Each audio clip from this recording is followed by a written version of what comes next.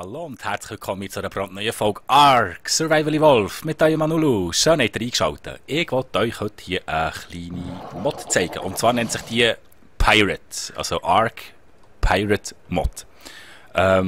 Ist schon auch noch andere Mod rein da, aber eigentlich ursprünglich geht es elementar um die Ark Mod. Das soll ich die mal zeigen. Die kann man ganz locker abonnieren auf Steam, unter dem Workshop. Es gibt verschiedene öffentliche Server, aber ich spiele das im Moment privat. Es ist im Moment leider noch, es hat noch einen Bug drin, der mich noch ein bisschen stört, den werde ich euch nachher noch heute zeigen.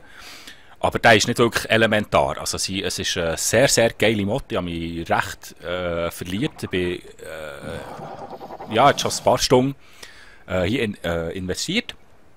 Und darum werde ich jetzt euch mal heute durch die Mod führen. Und zwar, wie ihr hier seht, ist schon die ganze Map anders.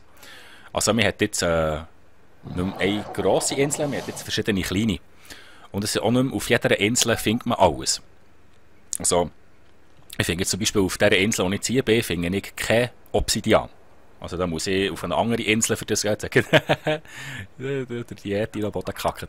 Also man ist gezwungen, die Inseln zu verlassen. Was hier auch besonders ist, man hat auf dieser Insel, wo ich bin, einen Shop. Den zeige ich euch nachher zeigen. Auf der ganzen Insel, das ja Pirate-Mod ist, sind auf der ganzen Insel Schatzkisten verteilt. Wie jetzt zum Beispiel hier. Die findet man per Zufall, oder es gibt sonst auch Schatzkarten, die man findet, aber die sind nicht wirklich aussagekräftig. Es ist noch ein bisschen schwierig, bei all diesen Inseln nachher der richtige Ecke zu finden. Da kann man nachher her, die auftun.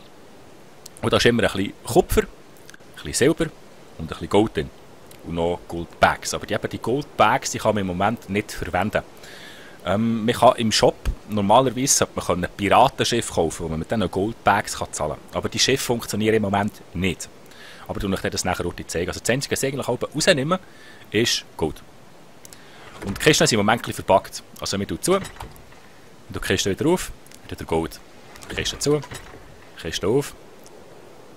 Das, was nicht klappt. Manchmal geht es 2-3 Mal, manchmal geht es nur einmal. Wir müssen halt ein bisschen probieren. Ja, das muss jetzt nur einmal gehen. Nachher hat er hier auch Blueprints für Kupfer, Silber und für Gold. Das will ich euch jetzt gerade dort zeigen. Weil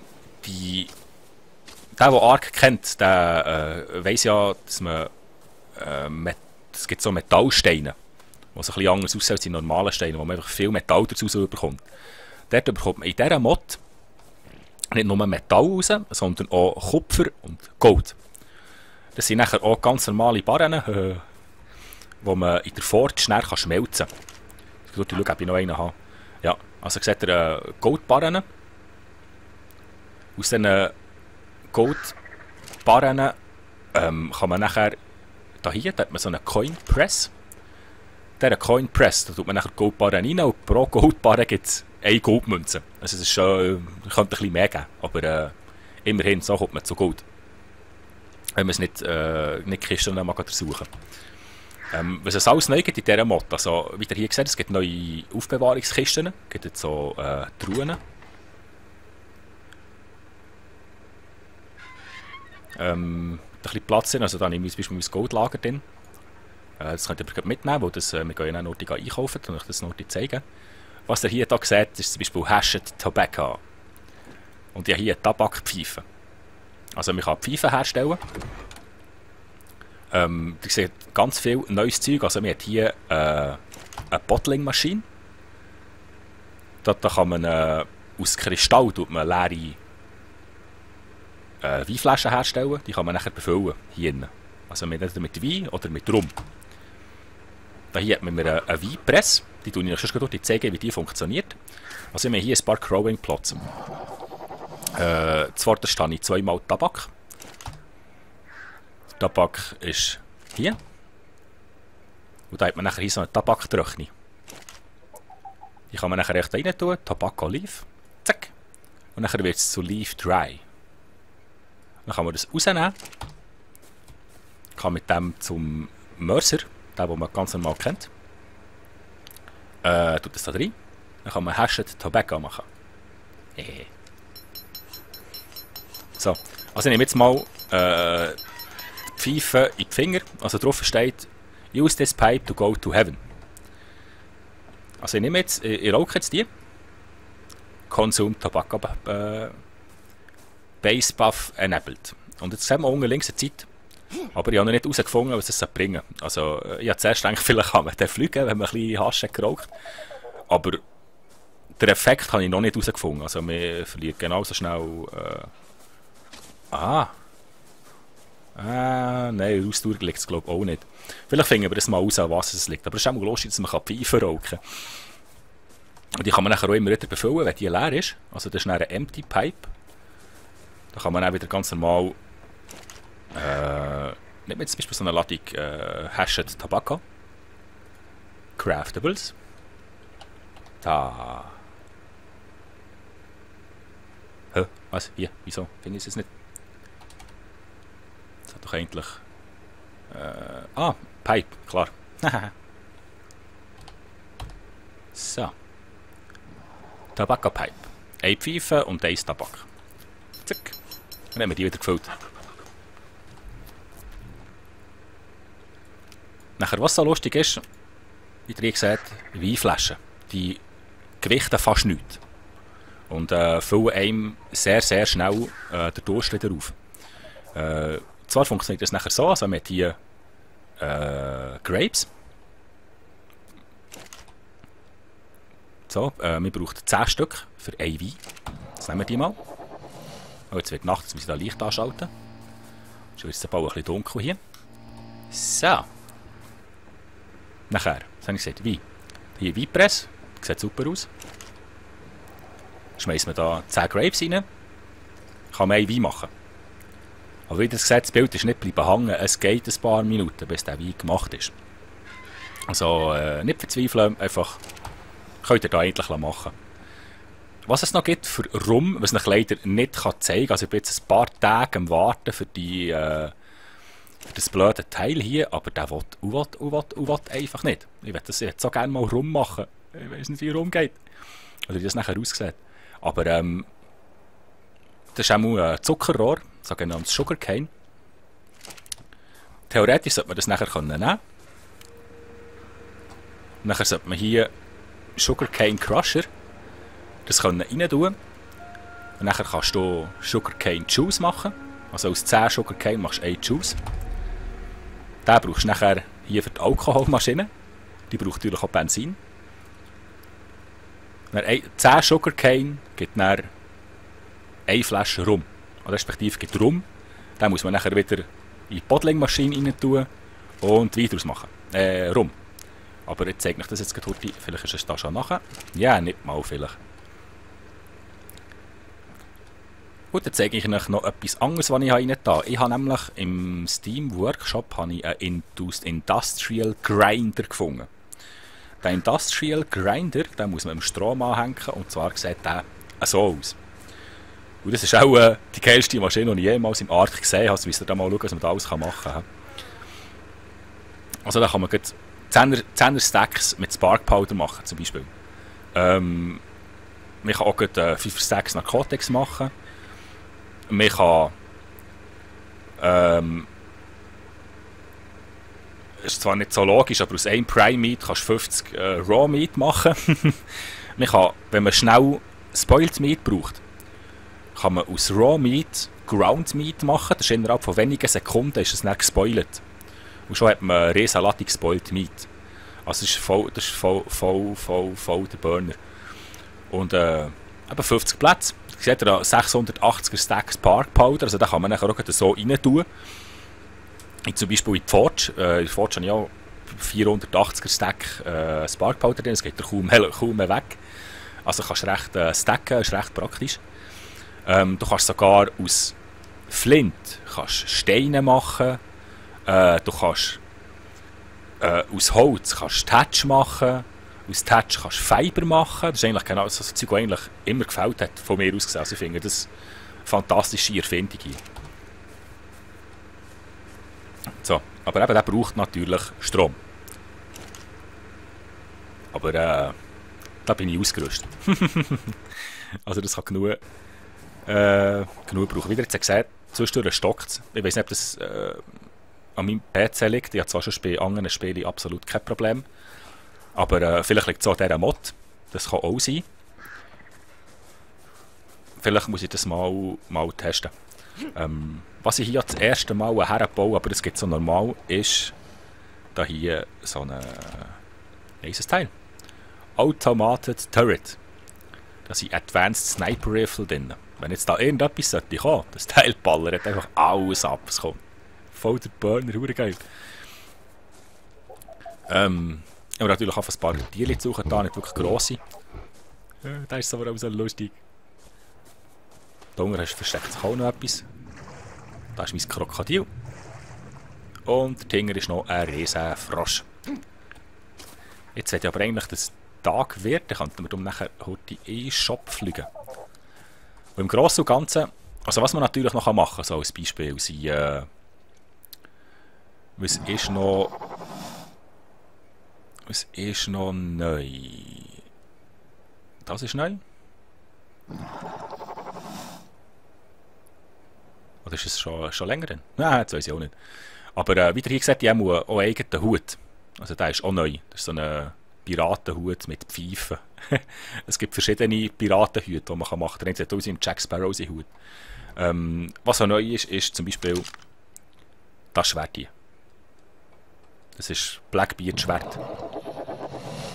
Also das ist voll der Burner. Das ist recht leicht. Das hat auch nur 2 Kilo. Im Vergleich zu einer Pike, die 10 Kilo hat, ist es recht gut. Es hat auch recht die Range, also man kommt recht weiter mit. Also ich finde das Schwert fantastisch. Muss ich so wirklich sagen. Das ist schon ein bisschen der Burner. Sieht auch super aus. Nein, da hat der Tabakpfeife. Voll der Hammer. Und ich zeige euch jetzt schon Shorty. Also es wird schon Tag, zum Glück die Nacht kurz eingestellt. Also das ist wirklich alles ganz neu. Müssen wir wirklich mal schauen. Also ich kann die Mod sehr, sehr empfehlen. Ja, hier eigentlich meine Hütte dort bauen, weil das geht zentral zwischen 3 Goldkisten ist. Also hier ist jetzt auch wieder eine. Also theoretisch auch wieder... Ja, 1 Gold! 1 Gold. Und da, ha! So, das längt davon. Voilà. Wie gesagt, ich bin hier auf der mittleren, da ist auch der Shop. Darum habe ich mir eigentlich die Insel ausgesucht. Und mit meinem Vögel muss ich nur vielleicht 30 Sekunden bis eine Minute fliegen, dann bin ich im Shop. Und zu dem gehen wir jetzt heute. Gehen wir heute den Shop anschauen. Das ist ein Industrial Grill, das ist nichts Neues. Da bin ich auch noch einen Mod probieren. Ich zeige euch jetzt heute, was man da alles machen kann. Das ist eine neue Crafting Station.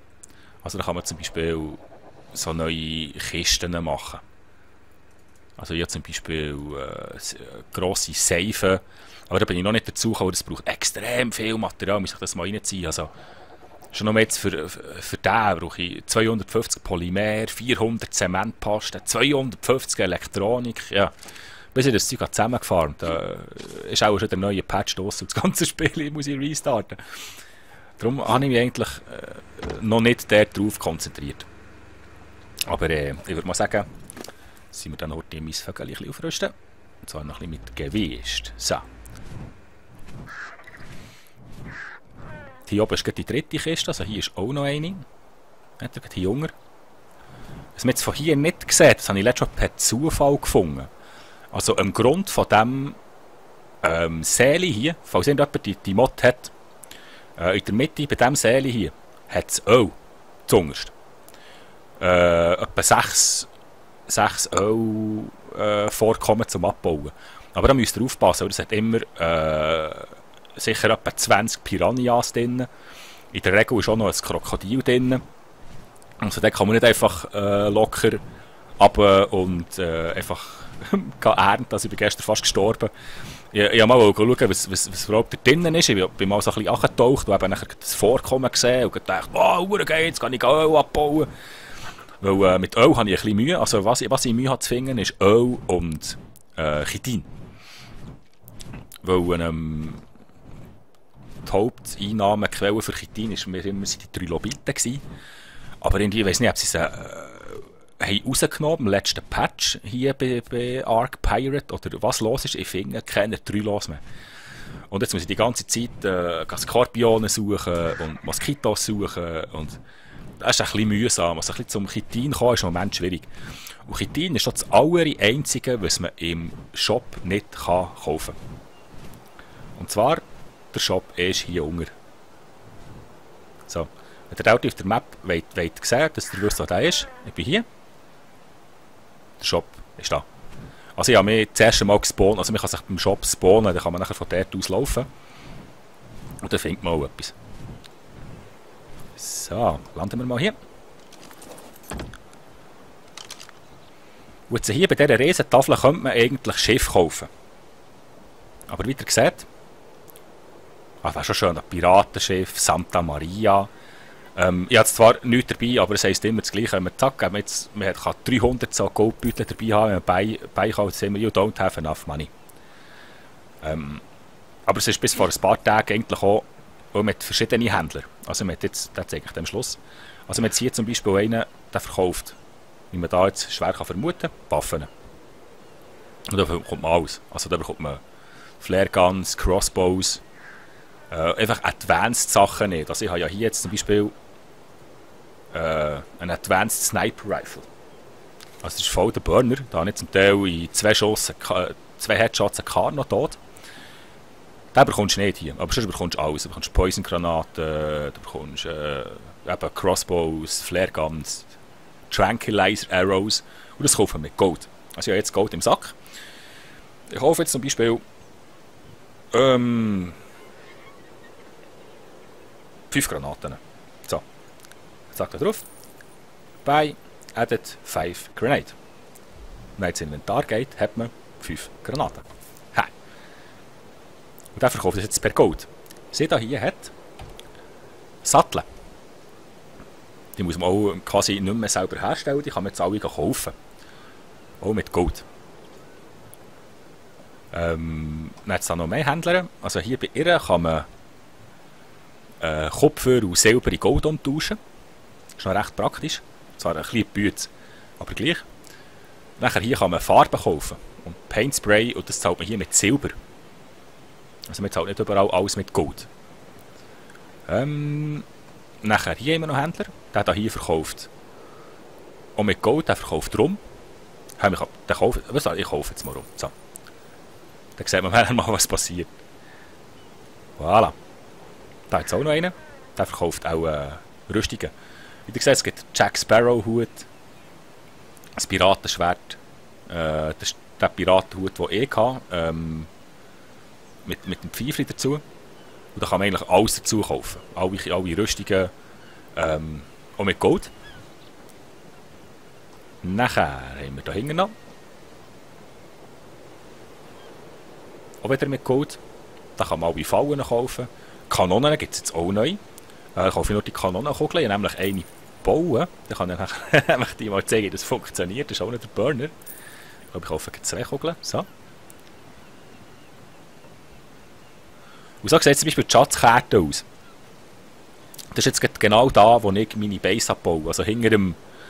und solche Schätze haben immer ein bisschen mehr drin, wie zum Beispiel auch Blueprints für Gold und für Silber zu machen. Die Kisten, die man einfach per Zufall sonst irgendwo findet, da ist einfach auch ein bisschen drin. Und die mit der Schatzkarte, da ist immer ein bisschen mehr Gold drin. Und sonst alles ein bisschen mehr. Hier haben wir noch Händler, die verkauft eigentlich das ganze angebaute Zeug. Also mit hier auch Sugarcane, die man kaufen kann, mit Tabak, die man kaufen kann, mit Wein, die man kaufen kann. Aber das Zeug findet man eigentlich auch alles sonst. Also das Einzige, was ich hier regelmäßig einkaufe, sind Fertilizer. Weil es bald ein bisschen lang geht, für das Produzieren. Das ist eigentlich recht günstig, weil man das mit Copper kaufen kann. Copper, da in jeder Kiste hast du im Schnitt zwischen 400 und 500 Copper drin. Und ein Fertilizer kostet 35. Also kann man sich selber ausrechnen, kann man heute das Zeug füllen.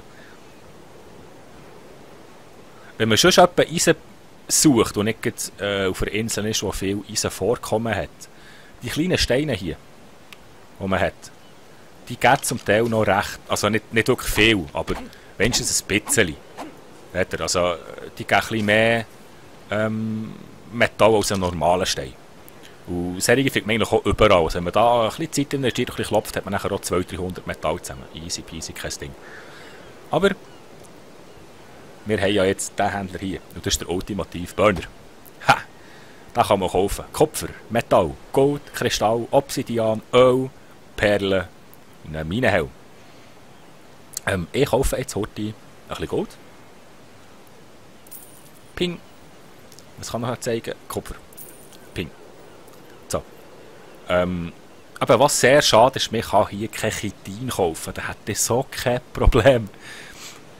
Weil Obsidian kann man zwar kaufen, aber zum Beispiel für Polymer herzustellen muss man ja Zementpaste haben und Obsidian. Aber da ich ja fast kein Chitin finde, ist es sehr schwierig, Zementpaste herzustellen. Und ohne Zementpaste bekommt man auch kein Polymer. In der Zeit gesehen, hier ist auch noch eine Kiste. Aber da ist auch nicht wirklich viel drin. Ein bisschen Gold, ein bisschen Silber. Aber wenn man natürlich ein bisschen sammelt, in der Nähe ist von seiner Heimatbase, dann ist das super. Da kann man immer ein bisschen hin und her fliegen, ein bisschen Gold kaufen, ein bisschen Metall kaufen. So geht es eigentlich. Auch die elementären Sachen ins Metall geht mir kaum mehr aus, seit ich es kaufen kann. Ich nehme immer ein bisschen Gold mit, kaufe mir 200-300 Metall, gehe heim, gehe es einschmelzen, gehe wieder 200-300 holen. Natürlich so unendlich viel kann natürlich mein Viech auch nicht tragen, gell?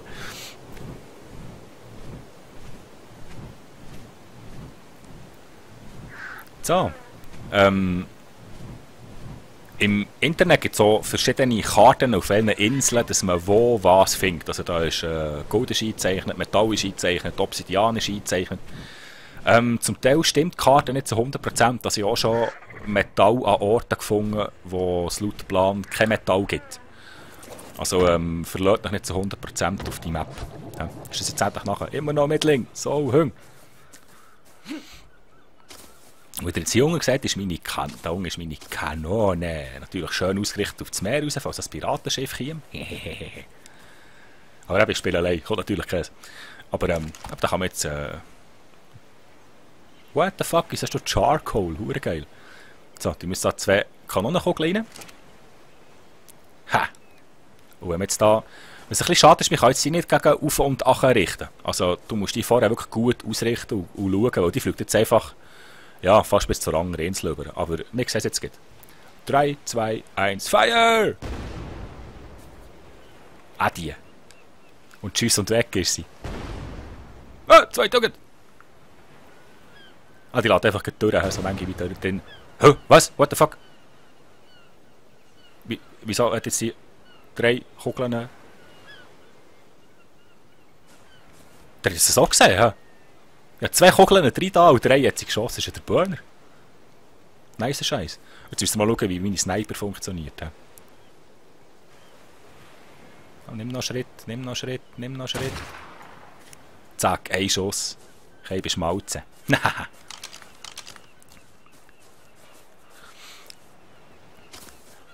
So, und das ja, natürlich jetzt so...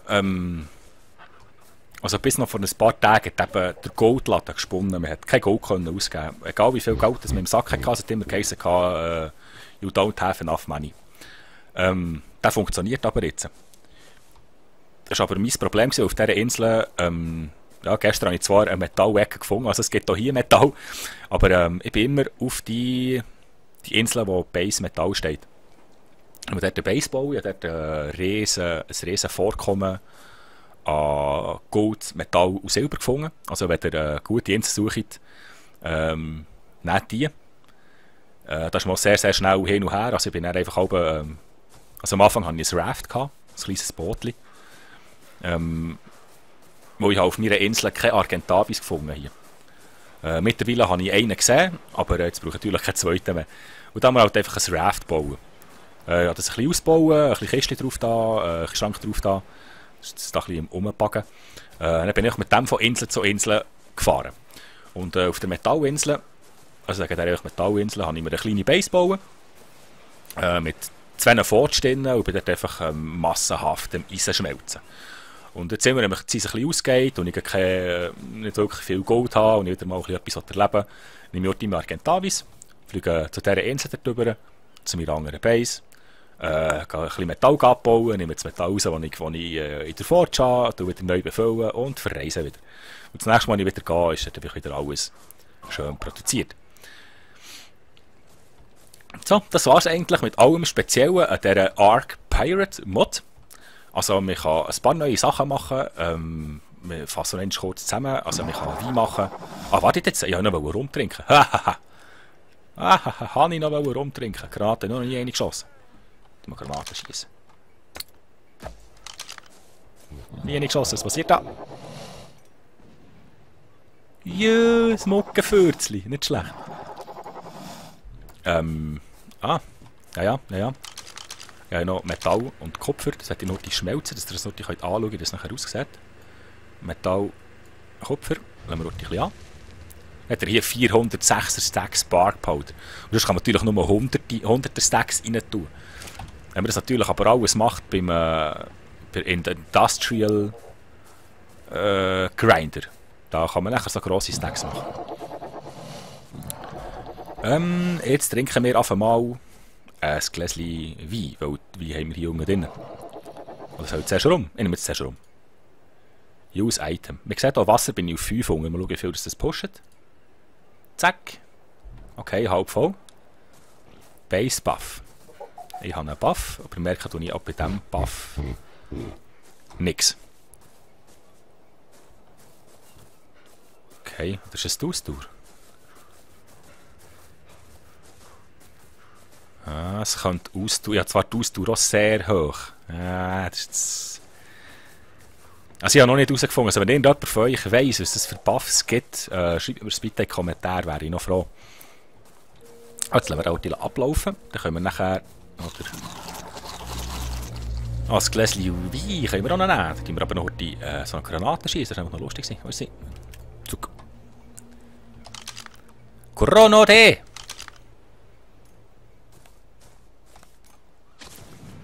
So, mach mal. Hehe.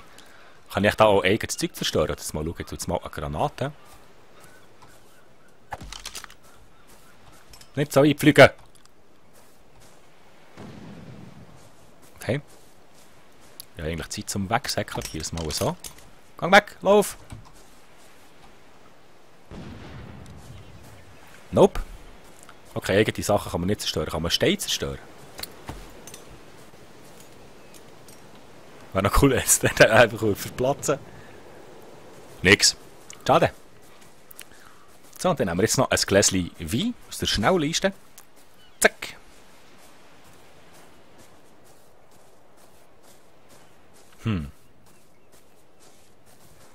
Oh, hier sehe ich nicht wirklich einen Unterschied. Brauche ich weniger Sauerstoff? Nein. Ah, ich habe gesagt, jetzt kann ich mich echt K.O. trinken. Probieren das einmal. Jetzt probieren wir, ob wir uns K.O. trinken können. Jetzt wollte ich da reinschauen. Tatsächlich hat es schon Goldbarren und Kupferbarren gegeben. Also Kupferbarren braucht man eigentlich für alles Serien, also für alle neuen Maschinen braucht man Kupfer. Also ein bisschen für die Bottling-Maschine, ein bisschen für die Alkoholmaschine, brauchst ein bisschen für die Coin-Press, da brauchst du alles Kupfer. Also nicht immer das Zeug für machen, aber jetzt eigentlich ist es geschenkt. Also das Blueprint Gold, Kraft 7. Aber das geht hier huere lang. Und eben pro Goldbarre gibt es eine einzige Münze. Das ist ein bisschen schade. Wäre cool, wenn es jetzt so vielleicht 50 gäbe pro Goldbarre. Dann würde sich das lohnen, aber so, ja. Ja, ich weiss nicht. So, dann versuchen wir uns jetzt mal zu betrinken, Meter rum. Da habe ich ja genug dabei. Der Motor dazu. Ein paar reingekickt. Ja, da tut er zwar nichts, da kommt kein Torbohrzeichen. Okay, geht das nur beim Wein in diesem Fall. Schade. Oh, da habe ich dann nicht mehr so viel. Wo ist der Wein? Der Wein ist hier. Probieren wir mal. Kick jetzt einfach durch. Ah, die Optik verzieht es mir ein bisschen. das Torpor geht ein bisschen, aber da muss man etwa 20 Flaschen hinterher kicken, dass man so etwas passiert. Ah, er steigt. Das Torpor steigt. Ah, da wird man auf die Zeit auch ohnmächtig, wenn man zu viel sauft. Ah, jetzt geht er nicht mehr wirklich ab sein. Ja, müsste ich mehr Weinflaschen haben. Ich hätte vorher gescheiter Wein gekauft, das ist schon drum. Aber es ist komisch, ab Wein wird man besoffen, aber warum nicht? Gut, das sind auch Piraten, gell? Was will man da? So, dann war es das eigentlich mit der Vorstellung von Ark Pirate Mod. Vielleicht stelle ich euch in Zukunft noch andere Mods vor. Wenn ihr noch andere Mods, es gibt x andere Mods, also wenn ihr noch etwas seht, schreibt mir in die Kommentare, mache ich das gerne noch.